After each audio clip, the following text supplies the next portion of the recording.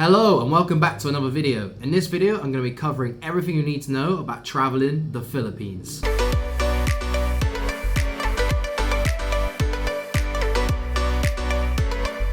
In this video, I'm going to be covering everything you need to know about the visa, the transport, the activities, the accommodation, the weather, when to go, when not to go, the route, the people, and the food. So if that's what you're interested in, you've never been to the Philippines before, you've come to the right place. I'm going to try and cover everything as fast as I can, so let's go.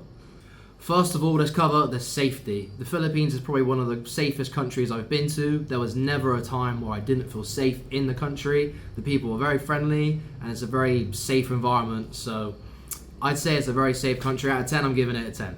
Second of all, we're going to cover the route. The Philippines is a crazy big country and it's full of over 7,000 islands, which is crazy compared to most other countries in the whole entire world. The Philippines is very unique and has some crazy things to do. So when you arrive in the Philippines, you're probably going to arrive in the main city, Manila. That's like the main hub. So from Manila, you maybe want to spend a couple days there, but that's personal preference. I did. A lot of people skip Manila. There is some stuff to do, but not an awful lot to do. So on your second stop, you're going to head to Coron, which is a small, very small island from Manila. You can fly there or you can get a ferry.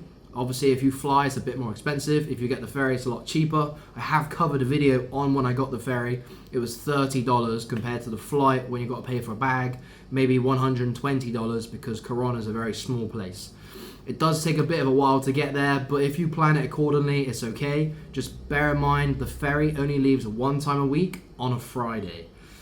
When you're in Coron, you can do some real good boat tours. I've done the Coron Ultimate Island Hopping Tour experience. I have another video on that also. It was very good.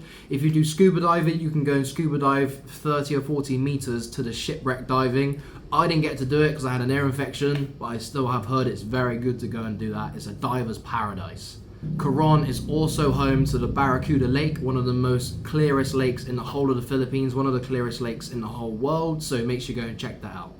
After you've spent a few days or a few nights in Coron, you're going to head over to El Nido, and you're probably going to get another ferry there as well. I got the ferry, it leaves at 7 a.m. in the morning. It's a bit early, but at least then when you get to El Nido, you get the full day. The journey from Coron to El Nido is a lot shorter than from Manila to Coron. So Manila to Coron took 15 hours. I'm pretty sure from Coron to El Nido was like 5 hours maximum, so it's not so bad. When you're in El Nido, you can do a 3-day, 2-night boat expedition where you go on a boat for 3 days, 2 nights. You go and party, you see some nice beaches, and you do some wonderful things. I had to skip it because I'm going to cover this later in the video. I had a flight to catch in Puerto Princesa, and it was a very big difference on the price. Next up is Puerto Princesa. This is in the Palawan Islands, where it's home to the underground river, one of the natural wonders of the world, which you have to go and see. It is stunning. One of the main attractions in Puerto Princesa. It also has a very good airport, which you can fly from, which is very cheap. I only spent a couple nights here. From Puerto Princesa, you're going to catch your first domestic internal flight in the Philippines over to Sibu City. So Sibu is another city where lots of people do actually skip it because it's a bit crazy. There's not an awful lot to do there, but it's a big hub. So when you're in the south of the Philippines, Sibu is like the main hub. You're going to come back to this place many times. I didn't actually stay anywhere in Sibu. I managed to book my flight, so it was a morning flight. So I arrived in Sibu lunchtime, which then meant I could get a bus over to the next destination. So bear that in mind when you're booking your flight. So when you're in Sibu, you want to try and get on one of the south bus terminal and head over to Malapasca, where you can do one of the best things in the Philippines, the canyoneering. This is absolutely phenomenal. You cannot skip doing this when you're in the Philippines. I have another video on this also. This is just quickly showing the route, of course.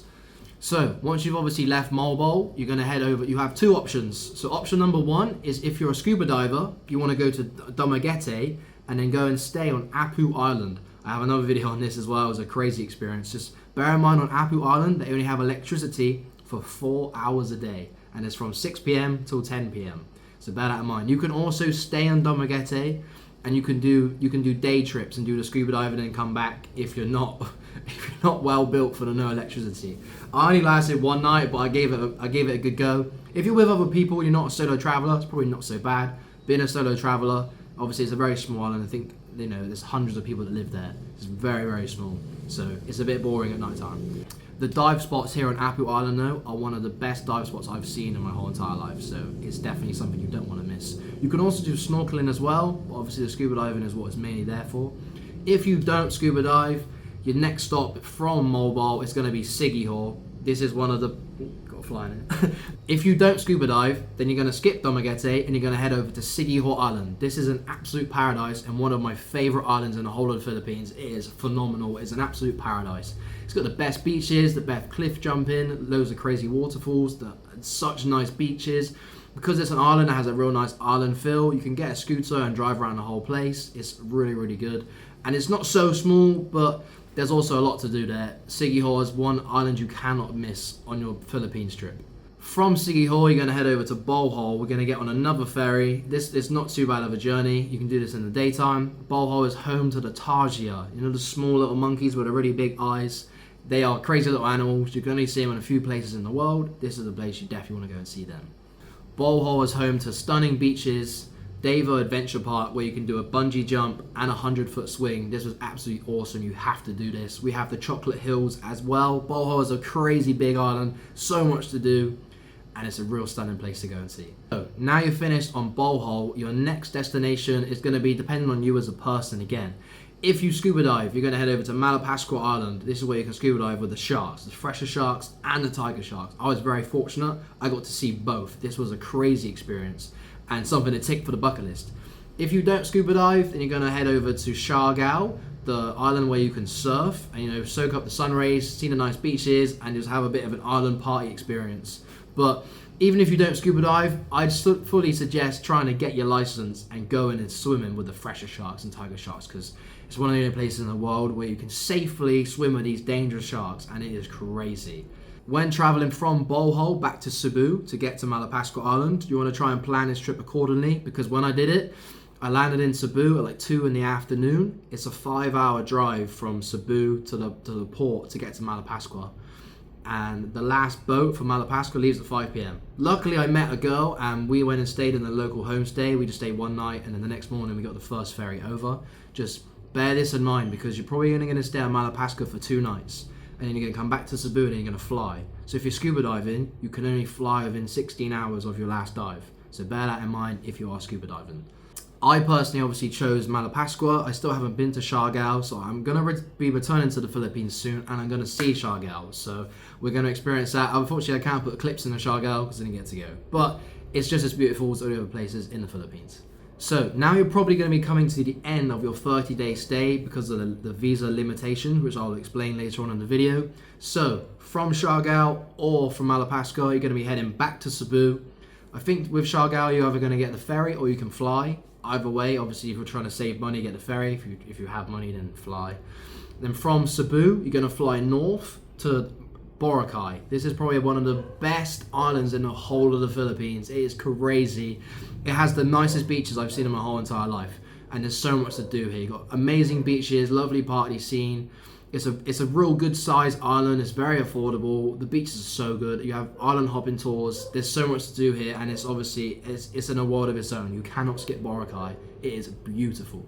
So from seeing Borakai, unfortunately you're going to be at the end of your 30 days by now, because you would have done a lot of traveling up to this point. So from Borakai, you're going to fly back to Manila, and then you're going to head on to your next destination, or maybe head home, unfortunately. Now we've covered the route, which is obviously the main important part. Let's dive into some of the other topics. If you've been at this far in the video, if you could please hit the thumbs up and subscribe button, it really helps me out. I mean, this isn't costing you any money to click the button, and it really goes a long way for me. So yeah, let's get into more of the stuff.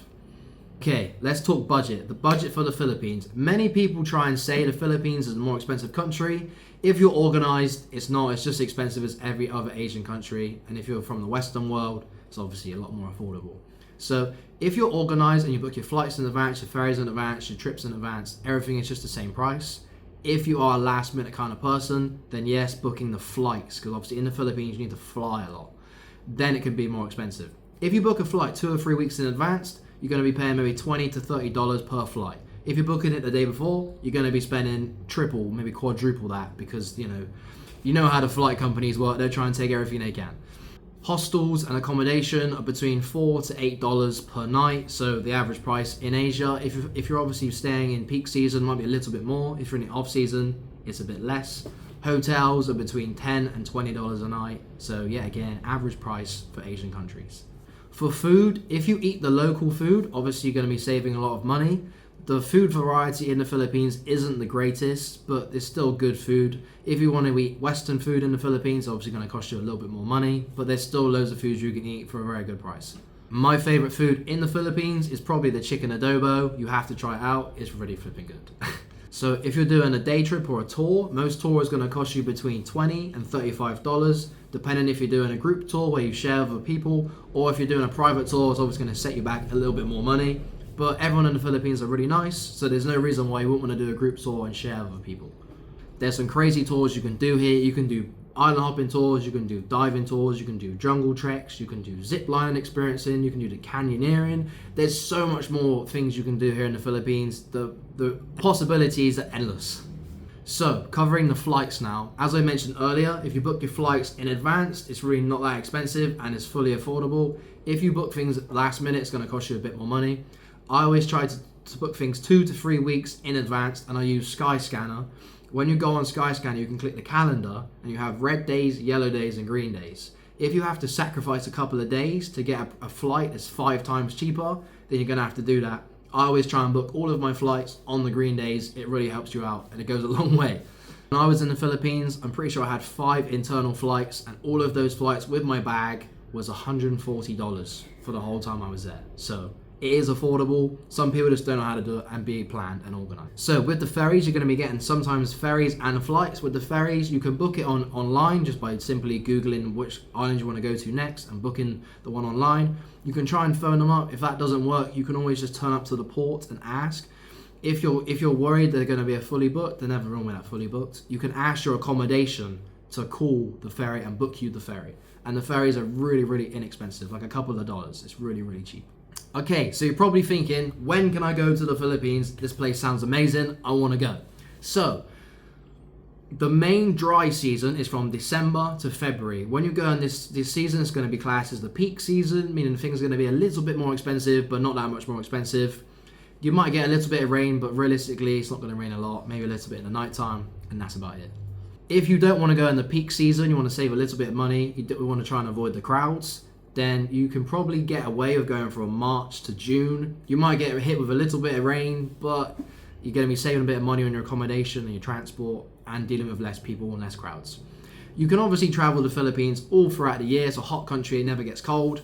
Just from June to December, you're going to be getting a bit more rain and you're going to get wet, but it's a hot country, you know, a bit of water. Our skin's waterproof, it's fine.